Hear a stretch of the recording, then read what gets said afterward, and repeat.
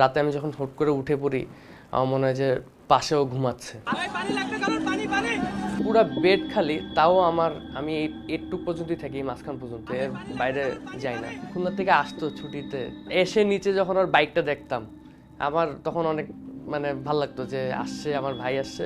আমি জানি যে ওর আমার প্রতি অনেক কেয়ার ছিল, ও জানতো আমার ওর প্রতি অনেক কেয়ার ছিল। না, আমি এখন যে শার্টটা পরে আছি এটাও ওর একটা ফেভারিট শার্ট ছিল।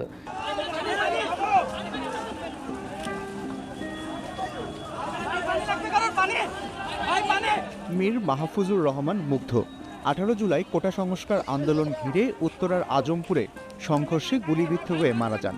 2023 সালে খুলনা বিশ্ববিদ্যালয় থেকে গণিতে স্নাতক শেষ করে ঢাকায় ভর্তি হয়েছিলেন বাংলাদেশ ইউনিভার্সিটি অব প্রফেশনালসে, করছিলেন প্রফেশনাল MBA। পড়াশোনার পাশাপাশি ফ্রিল্যান্সিংয়ে বেশ ভালো আয় হতো মুগ্ধর। সব বায়ার হাইলি স্যাটিসফাইড আর কি।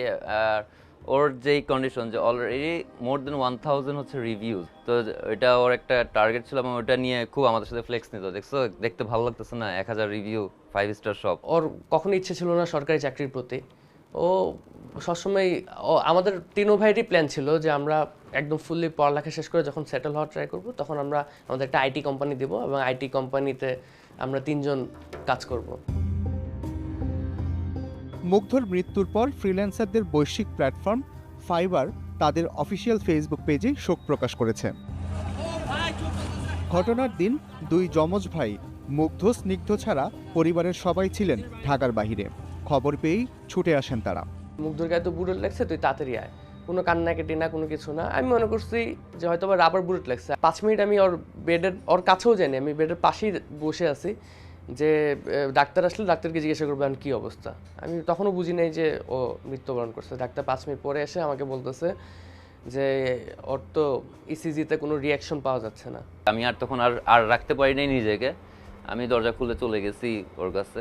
আমার বাবা মাকে তখন আমাদের আত্মীয় স্বজনরা ধরে নিয়ে আসছে। আমার মা তখন থেকে সেন্সলেস হওয়া শুরু হয়েছে, যে 8-9 বারের উপরে সেন্সলেস হয়েছে।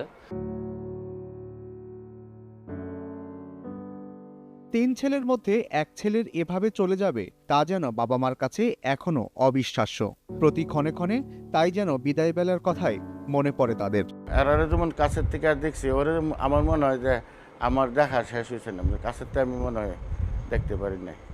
এই একটা আফসোস আর কি। পড়াশোনার পাশাপাশি ফুটবল খেলোয়াড়, গায়ক, গিটারিস্ট ও দক্ষ সংগঠক হিসাবে বেশ সুনাম ছিল মুগ্ধর। বাংলাদেশ স্কাউটসের সক্রিয় সদস্য ছিলেন মুগ্ধ স্নিগ্ধ। যে কোনো দুর্যোগে এগিয়ে গেছেন তারা। মিলেছে ন্যাশনাল সার্ভিস অ্যাওয়ার্ড স্বীকৃতিও। বাসায় থাকলেও বা যাই করতাম, ও এটাতে যাইতো। এটা আমাদেরকে বললে আমরা আসলে কখন নাও করতাম না, যে হ্যাঁ পানি দিতে যাইতেই পারো।